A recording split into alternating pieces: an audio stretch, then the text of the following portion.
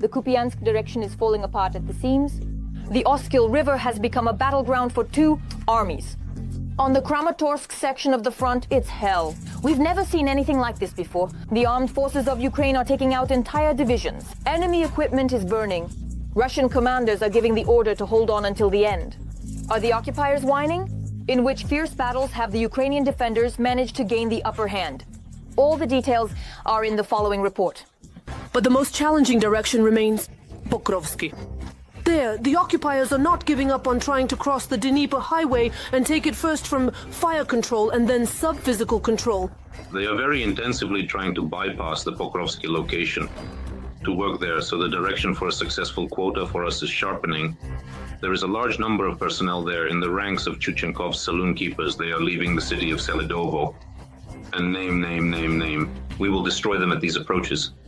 Sage, the enemy's offensive intensity has decreased and the assaults on the Pokrovsky direction are not stopping. Soldiers from the Shershny Dovbusha strike drone company are working along Russian logistical routes near Selidov. They are actively suffering because they don't have proper logistical support. Accordingly, they have to travel more than 18-20 kilometers to cover it on foot. And the supply of provisions, delivery of ammunition, and operations are very complicated. Our drone operators are destroying the Russian equipment. I have one Pro FPV there. Recorded somewhere over 40 pieces of old equipment standing on the roadsides, and no one is picking them up because they have already been abandoned. The enemy is accumulating forces in the northern part of Chasiv Yar and is trying to assault the southern part. In the city, fierce battles are ongoing as the Russians are using artillery and aviation.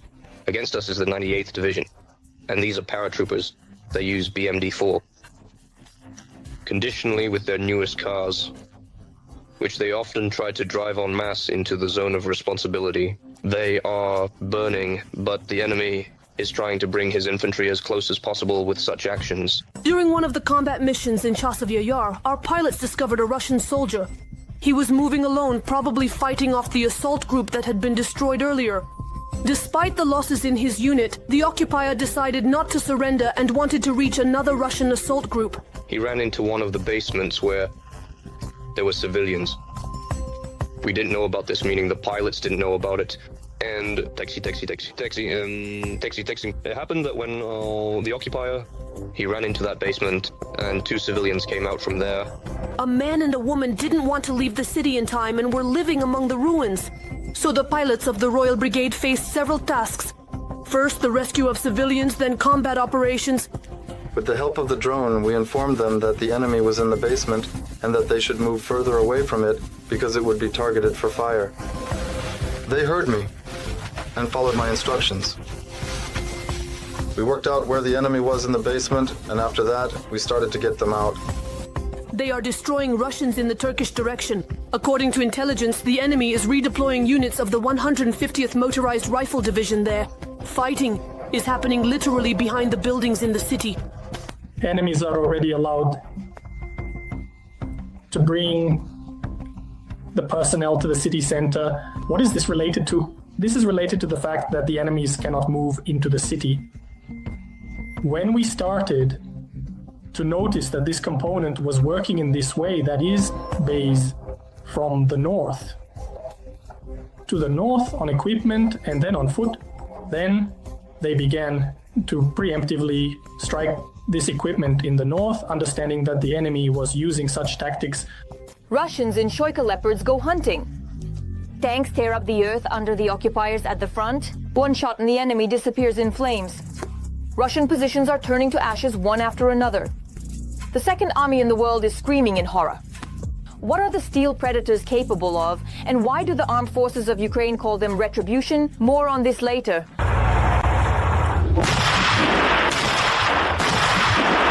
We'll tell you about the Leopard 1A5 from the 44th Separate Mechanized Brigade.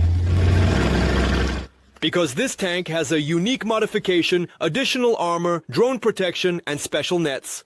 It's heavy, but still mobile. It hasn't really changed at all. Well, the cross-country capability in general, if we don't get into details, is also fine. It doesn't struggle. One of the features of the Leopard 1A5 is the rubber pads on the tracks. They can't be removed, otherwise the tracks will wear out faster. And also, to avoid damaging the asphalt. And thanks to the rubber pads, it maintains traction on asphalt. From Soviet models. On asphalt, yes, but on dirt roads, it tends to slip, right? On dirt roads, it tends to slip, and sometimes we can't get out because the tracks just slide. Compared to the Soviet T-64, the Leopard is much more accurate in shooting. Although its gun is of a smaller caliber, the rifled barrel provides a higher projectile velocity. There have been cases where from 5 to 6 kilometers. We almost threw it through the window. Yes. That's if it's direct fire? 5. Well, listen.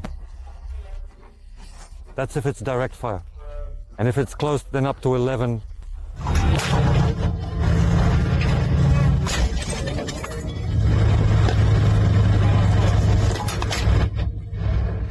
The night vision system in the Leopard is on a whole different level. Did it show in practice? Yes, if you set it up correctly, it's just like this. Words can't express this. If you level the 64, it's like watching a TV, just like the photo night vision. And the additional protection allows it to withstand drone strikes? We've had cases where even a drone strike occurred. It hit from a drone, meaning it caused almost no damage. FPV. Flew by and just hit my ears. And while tankers are effectively destroying the enemy, their greatest desire is to see their own children more often. I have a child that I want to see, let's say. Not just for 15 days, but I want to be there for at least 30 days. Yuri Lozenko, Serhiy Lipko, Army TV, My Ukraine. Marathon, United News. They revealed the Kremlin's main secret. Putin tried to hide this shocking truth about his mercenaries for a long time. Now, all the cards are on the table. In the Kremlin, they can't just sit still because of this. A total failure. Who and for what promises forced them to fight for Russia? We'll tell you about this in our story. Hundreds of thousands of Russian soldiers on various fronts. Every day they storm our positions, not sparing their own fighters. Over the past year, the enemy has lost more than 434,000 soldiers, which is significantly more than in previous years. And to compensate for those losses, the Russians are recruiting mercenaries from other countries for the war in Ukraine. The most well-known are the North Korean soldiers. They mostly fight in Kursk. And they have also noticed citizens from other Asian and African countries in the Russian army. For that. That they took me. In captivity. To the pilots. Thank you for your help. Overall, the number of foreign mercenaries has decreased a bit, but Russia is luring them in with money and passports. If a citizen of another country wants about sign a contract and will fight. According to the Russian Federation, well, in the Russian-Ukrainian war and the war on the ground, if they wish, they can automatically obtain citizenship of the Russian Federation. This was an official statement. Whether they receive it or not, that's a different question. Am I making out? Whether they will lie and deceive these people or not, I think they will deceive them. Recently, a video allegedly featuring Chinese mercenaries appeared online. According to the authors, the video was allegedly filmed in the temporarily occupied Selidov. Yes, thank you. However, there are no official confirmations that these are indeed citizens of China. The main intelligence directorate, HUR, also does not confirm this information. Right now, we can talk about signs of hostile IPSO, an information psychological operation. The regime finds it beneficial to demonstrate whether it's on his side, including directly citizens of China are participating in military actions. So far, no direct military assistance or anything like that has been recorded. The participation of military personnel. However, according to our intelligence, Russia significantly increased the size of its army to 1.5 million fighters last year. Currently, the Russian army has over 600,000 troops in the temporarily occupied territories, and a third of them are participating in combat operations. This is a serious group. It's over 620,000 of the occupiers. Of these, over 200,000 are directly involved. Direct participation in assault actions by combat units is 35,000. This is the guard that provides the regime of occupation and enforces these draconian filtering measures. Everything else is support, logistics, and the FSB and other special services. But what remains unchanged is the tactic of human wave assaults. Russia does not spare its soldiers. So due to heavy losses, there is a constant shortage of people, and actively mobilizing soldiers from the regions, as at the beginning of the war, is now much more difficult.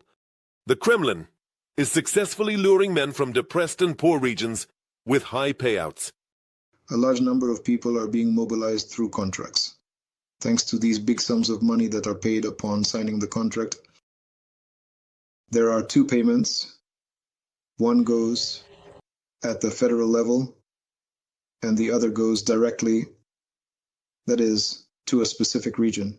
In addition, Russia wants to increase the so-called special contingent. So they are again betting on prisoners, conditionally convicted individuals, or people who are under investigation. One of the first to start using this tactic on a large scale was Prigozhin's PMC Wagner. Next, his case was taken over by the Russian Ministry of Defense. They are expendable material, obviously, what this is. Even worse than cannon fodder, although it seems like it couldn't get any worse. So these are the ones who are basically sent straight to their deaths. So right now, the task for the Russians this year is to increase the number of self-bound individuals on the battlefield. Overall, according to the main intelligence directorate, throughout 2024, Russia has recruited about 420,000 people into its military. And this year, they plan to recruit nearly 350,000 more contract soldiers. To declare general mobilization, the dictator Putin is still afraid. Vladislav Palivoda, Emi Ukraine Marathon, the only news. The Ref army is falling apart. The Chechens have rebelled, and Russian contractors are switching sides with Ukraine. They rush into the offensive and put Putin's mercenaries on the spot. The occupiers are whining. Now it's not clear who is fighting for whom. What a twist! All the details are in our material. So, here I am, lying in Lend-Lease. Here is the senior commander, just like that. A NATO trophy burner. The dugout is also a trophy. That's how things are. This is a video. A Russian army contractor is filming a comrade, according to legend, for the Russians. But in reality, this shot is from the very heart of the enemy's den on the front lines, addressing his curator from Ukraine, a military counterintelligence officer with the call sign Freeman. This is Operation Marsho Yarozhala, Freedom or Death. The author of the video is 38-year-old Saifullah. He is Chechen. Russia is a hateful person. A Russian is a hateful person to me. Unjust, deceitful, vile. A dirty, unwashed Russian. And this hatred continues for centuries. As long as Russia exists, evil is invincible. To defeat this evil, he provided us with information about the defensive positions, the number of assault troops, the timing, and the routes of the offensive. Russians are not just them. This was part of a joint operation by the security service and the armed forces units on the front lines. Here our artillery is working. Now I'll mark it on the map. What do you have in loss? Yes, but I don't know the details yet. And here is the warehouse. He was ironed out. I'll mark it on the map. The platoon commander of the assault platoon of the 242nd Guards Company decided long ago to switch to the side of Ukraine. My plan was to sign a contract and at the first opportunity switch to the side of Ukraine to fight against the Russians who are killing my brothers. He completed a number of tasks related to the collection and transmission of relevant intelligence information in the interests of the defense forces. He confirmed his reliability and, let's say, the seriousness of his intentions. This is another participant in the operation, 45-year-old Abdul, also a Chechen. This is not our war. This is not our war. The Russians started this war. At home, but in Chechnya, the district officer lured him into the police station under false pretenses. They'll take your picture and you'll go home. The registration is over. So I left, and they immediately captured me and took me to the basement. After 4 days, they brought me up to the second floor, laid out the contract and asked, "Are you going to sign it?" I said no. They kept me in the basement, shocked me with electricity, tortured me. They wanted me to sign the contract. They beat me until I lost consciousness and then threw me back into the basement.